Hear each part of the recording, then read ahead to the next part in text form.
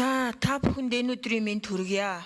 Гадаа ахмадууд нь зогссон, эмч багш нар нь жагссан, ажил хаягдсан маш хүнд байна. Тэгээ өнөөдөр л энэ асуудал гинт гараад ирсэн юм биш штэ.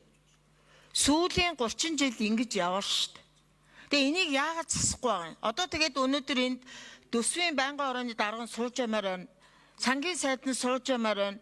Дандаа ингээд нэг чиглэлийн дагуу ажилтдаг гүйцэтгэх ажилтнууд суулгаад энд загнаад суумааргүй байна бид нар. Яг шийдвэр гаргагчид нь өнөөдөр энд бодиттой сууж ямаар байна. Тэгээ одоо тэтгэвэр нь нэмэх боломж байгаа мó байхгүй мó ямар шийдвэр байхгүй. Тэгээ 689 мянган төгрөгөөр яаж амьдрах юм? Яаж амьдрч чинь гэж асуухаасаа ч ичих хэрэгтэй. Яаж амьдрч байгаа нь ойлгомжтой л биш шүү дээ. 572 мянган төгрөгөөр яаж амьдрах юм? Ийм байж одоо тэгээд нэг тулах тойрсон өнөө маргааш аргацаасан хурал хийсэн дүр хэсгэж ингэж суудгаа болмоор байна. Яг зүгээр бодит байдалтайгаа нүүр тулаад үнтэйгээл нүүр тулаа хэдүүлээ. Шийдсэн юм юу ч байхгүй шүү дээ. Бид нар одоо ингэж гишүүн болоод 1 жил өнгөрч байна. Юу шийдвэ? Юу ч шийдээгүй. Тэгээд нэг шийдвэр гаргах төвшөнд байгаа хүний хувьд хууль санаачлал зарчмын зөрүүтэй санал хүртэл арга ядал оруулаад ирэнгүүт нөгөө төсвийн байнгын ороо сангийн сайд нь болохгүй гэж дандаа хэлдэг. Болохгүй бол тэгээ энд бид нар байх хэрэг ер нь юу байгаа юм? Ахмадууд ч одоо улбарч үхлээ. Тэтгэврийг нэмээч. Лувсан жамт гишүүн хэлсэн шүү дээ. Өдөр бүр ард иргэд чинь дэвчиж амьдарч байгаа шүү гэж. Үнэн шүү дээ. Тэгээ өөрсдөө болохоор ингээд зам гүүр, барилга байшин, тендер, төсөл юу вэ? Завчиж, тамж, дээрэмдэж, хулгайлж ард иргэдээ болохоор ингээд гуйлах чинь шиг өлбрүүлээд ингээд амьдруулж байгаа нь үнэн шүү дээ. 600 мянгаар хүн яаж амьдрах юм? Ийм байдалтай, ийм ичгэвтер байдалтай. Тэгээд шийдсэн юм юу ч байхгүй. Өдөр болгоныг хурал. Нөгөө ажил муутын хурал их гэдэг шиг. Байнгын хурал. Энэ хурлаас чи юу шийдэгдээд байгаа юм бэ? Үнэхээр утгагүй байна. Тэгээд нэг 490 тэрбум төгрөг зарчмын зөрүүтэй санал оруулаад эренгүүд наадах чи мөхтөө хууль зөрчиж гин гэдэг ингээд хуулиар далаалгаад тэр хуулиудыг чи өөрчилж болдгоо юм уу? Хуулиараа бити боомлоод байгаа ч. Тэгээ Монголын үйлдвэрчний эвлэлийн холбоо засгийн газар гэдэг нэг ажил олгогч эзэдийн холбоо гэдэг ард иргэдээ 3 талт хэлцээрээ гуйлагчин болгодог энэ нэг заваан балиар ийм тогтолцоогоо одоо боль. Үйлдвэрчний эвлэлийн байгууллага сайн ажиллаж байсан бол өнөөдөр ахмадууд чи ингээ гуйлагчлаад энд суухгүй. Үйлдвэрчний эвлэл үнэхээр муу ажиллаж байгаа. Засгийн газрынхаа карманд орцсон. Тэгээ өнөөдөр гинт амьдрал ийм болсон юм шиг битгий яар. Одоо бодиттой юмаа яар бүгд.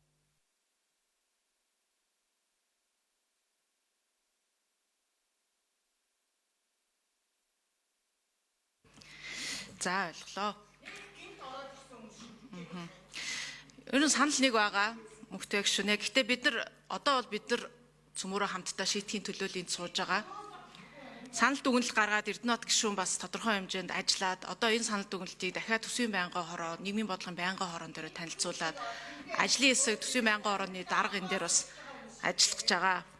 Тэгээ энэ дээр бас нэг юм хэлмээр байгаа нь энэ тэтгэврийн асуудал ийм болоод одоо энэ хүндрэлтэй байдал бол одоо улс төрчдийн өөрсдийнх нь буруу ахгүй юу? Тэрийгээ бид нар хүлээн зөвшөөрөх ёстой. Энэ төрийн албаа хаагчд гэхээсээ илүү улс төрчид өөрсдөө поп шийдвэр гаргаж тогтолцоогоо эвдсээр агаад үдий зэрэгтэй болсон. Тэгэхээр бурууга өөрсдөөсөө бид нар бас хайж одоо тэрийгээ засах чиглэлүүд явах ёстой гэж харж байгаа. За би байнгын орон дарга гишүүний хувьд бас нэг юм тодруулчмаар байна. Асуулт байна. Түрүүн Авбакир сайд хариултандаа хэлжсэн жил болгон 2.80 орчим төгрөг одоо татаас хэлбэрээр зарим нэг мэрэгжлийн хүмүүсийн одоо тэтгэврт явдаг. Тэтгэврээр одоо даатгалын нийгмийн даатгалын шимтгэл төлдөггүй боловч шууд одоо 2.80 бол татаас хэлбэрээр гардгаа гэдэг тоо хэлжсэн.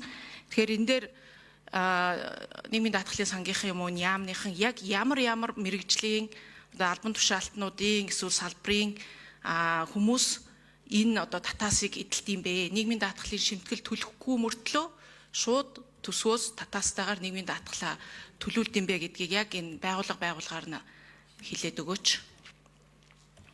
Хэдэн номер вэ? 6 номерын микрофон.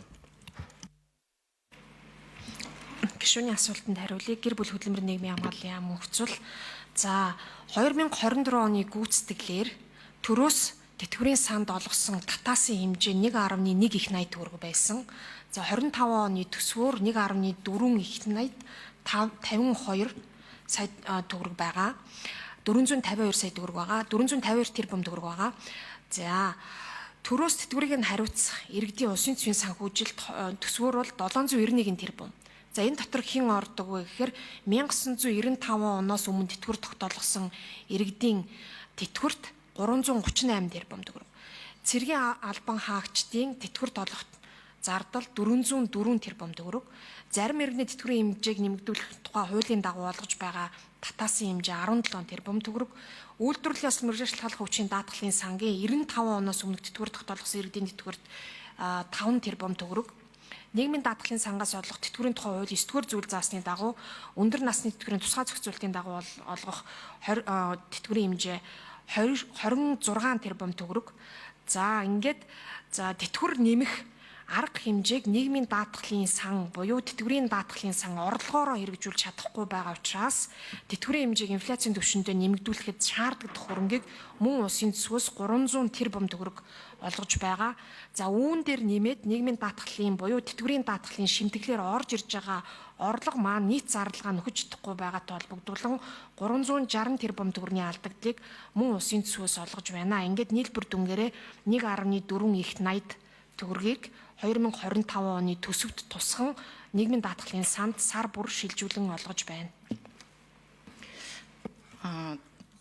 За яг хуу алдагдлууд нь юм бэ? Таасаа хэллээ шүү дээ. За цэрэг бол цэргийн айрам мэдэр гэж ойлголоо. Эсвэл энэ цэргээс гадна өөр түрүүн хууль хүчний байгууллагын гээд сайд үгэндээ дурдсан өөр албан тушаалтан салбарынхан байна уу? Цэргээс өөр, айрмаас өөр тий.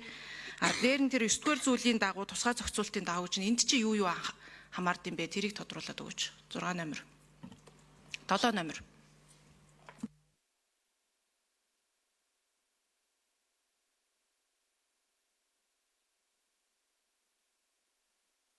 Номерын микрофон өгье.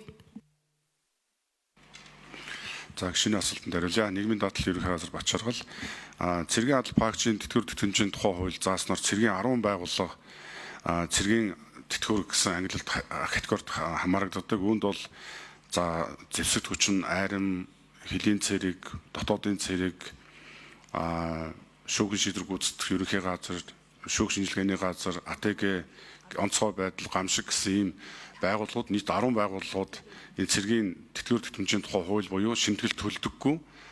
Тэгээд тэтгэврт гарахдаа улсын төсвөөс санхүүждэг ийм харилцаанд хамаарагдаж хуулийн хэрэгжилтийг бол бид нэр зөвхөн тэтгэврийн тогтоож олох үйлчлэгийг хийж ажиллаж байна. 9-р зүйлийн тусгай зохицуулт гэдэг харилцаа юу вэ гэхээр 2024 онд батлагдсан нийгмийн даатгалын багц хууль зааснаар 2 өндөр насны тэтгэвэр авагчийн аль нэгэн бурхан болсон тохиолдолд ар гэрт үлдсэн нэг гэр бүлийн гишүүнд нь авчирсан тэтгэврийн 20% нь олгодог юм зохицуулт үйлчилж байгаа. Тэгээд 1995 оноос өмнө тэтгэврт гарсан хүмүүсийн хувьд аль нэгэнд бурхан болсон тохиолдолд өгч байгаа зардлыг нь улсын төсвөөс өгч байгааг энэ 9-р зүйл буюу тусгай зохицуулт гэж нэрлэж байгаамаа. Баярлалаа.